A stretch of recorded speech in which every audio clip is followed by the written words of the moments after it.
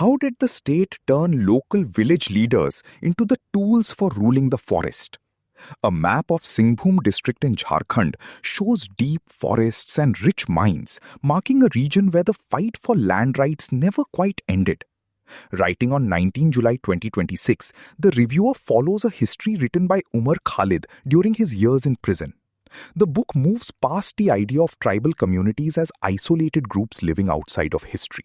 It shows how colonial rulers turned local village leaders into tools of the state, a pattern that still shapes the messy struggle for resources.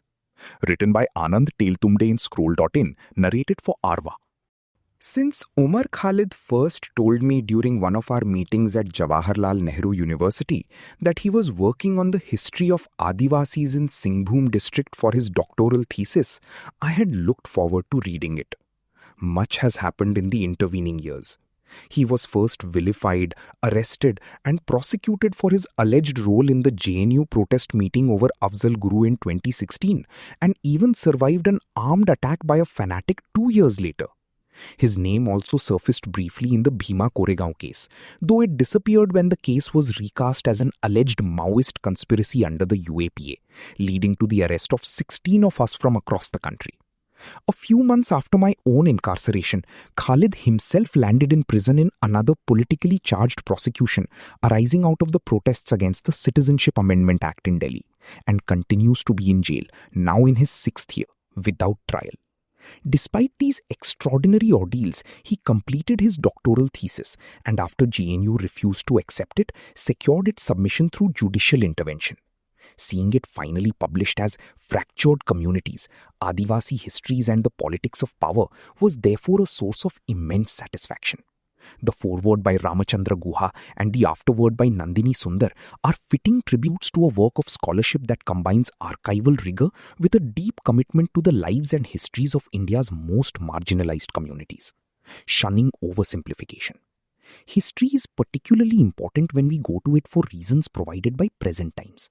This is particularly applicable to Jharkhand, where Adivasi history has come to our attention because of continuing controversies over mining, forests and displacement, leading to questions of constitutional protection.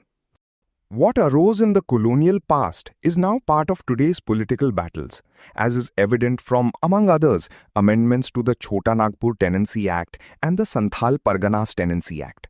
The implementation of the Panchayat's extension to scheduled areas or PESA and protests against displacement caused by mining projects are added examples. But the issues have often been oversimplified. The opposition has been framed as a conflict between the harmonious relationship of egalitarian Adivasis with land and forests and the aggression of the state intent to capture these resources and dispossess those who live there. This appeals to a sense of moral justice, but is seldom adequate in exploring the complexities of the conflict. Khalid's work, researched with great attention to detail, shakes this particular framing. Using extensive research, his book examines the formation of the state in Singhbhum over 200 years. It tracks how relationships have changed between the colonial administration and post-colonial governance on the one side and land and forests on the other. Khalid argues that the colonial state did not replace indigenous institutions with a modern bureaucracy in Singhbhum, specifically the Kolhan region inhabited by the Ho people. Instead, it used those very same institutions into instruments of its own authority. Khalid begins with an original question as he tries to define Singhbhum. His contention is that the region was a mixture of various political formations with connections forged through shifting relationships of tribute, kinship, warfare, and customary authority. What it was not then was a unified geographical and administrative unit awaiting colonizers. Indeed, the British did not discover Singhbhum, they constituted it.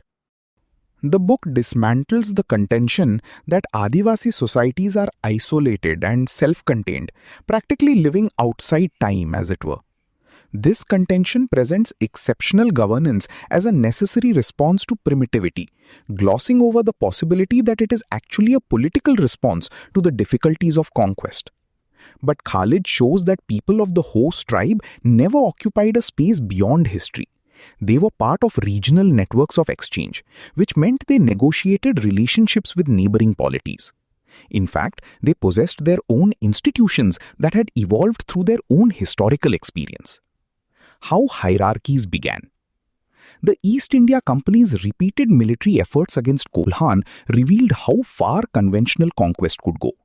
Long occupation by the army was very expensive because of the difficult terrain, decentralized social organization, and strong resistance.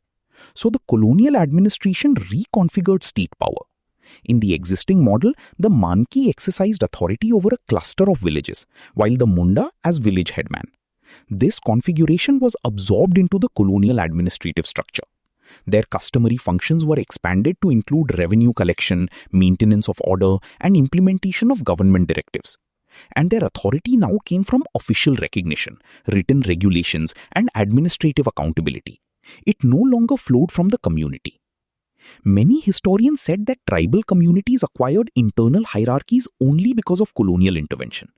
Khalid's more sophisticated analysis concludes that colonial rule intensified existing hierarchies. The recognition accorded to Mankis and Mundas enhanced their authority, facilitated the accumulation of land and prestige, and produced new forms of social differentiation.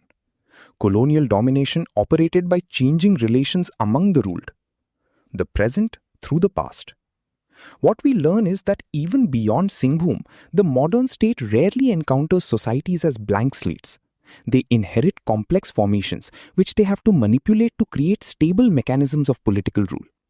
This process is visible far beyond the tribal frontier. So the fifth schedule of constitution, protective tenancy laws, autonomous councils, and PISA represent a democratic reconstitution of colonial policies, redirecting them towards emancipation. A parallel process is visible in the state's relationship to caste. The constitution abolished untouchability and created reservations and affirmative action. Yet caste did not disappear from public life because the democratic state reorganized it through new institutional forms. Both caste and tribe have been incorporated with changes into new institutional structures. Jharkhand is a distinct example of this paradox at play. The regions with the strongest constitutional protections against land alienation have simultaneously witnessed some of the largest episodes of displacement through mining, dams, industrial projects, and infrastructure development. The same state that appears as the constitutional guardian of Adivasi rights repeatedly becomes as the principal agent of acquisition. This contradiction is built into the developmental. The simultaneous constitutional obligation to protect historically vulnerable communities comes up against the compulsion to promote economic development through resource extraction. Khalid's historical reconstruction provides a genealogy for understanding this contradiction. But it also leads us to the principal limitation of the analytical framework of the book. Administration is the focus, but the political economy is not examined in sufficient detail. Why did the state invest so much effort in governing this apparently remote frontier? The answer lies beyond administration. Singhbhum was a region of enormous economic significance, providing as it did timber, mineral wealth, iron ore, and copper. This absence is more significant in the post-colonial sections of the book. The transition from colonial extraction to developmental planning and neoliberal accumulation led to changes that the administrative analysis employed in the book cannot explain adequately. A fuller integration of political economy would have considerably strengthened the book's otherwise compelling argument. Was this so-called administrative exceptionalism was truly exceptional? The British governed through zamindars in Bengal, talukdars in Awadh, village headmen across much of the countryside, and customary institutions across many frontier regions. The argument that pre-existing authority was incorporated into state structures everywhere appears far too general. Administrative exceptionalism may only be one historically specific instance of a broader principle of colonial state formation. These limitations arise from the conceptual richness of the study itself. The best historical works generate questions larger than those they set out to answer.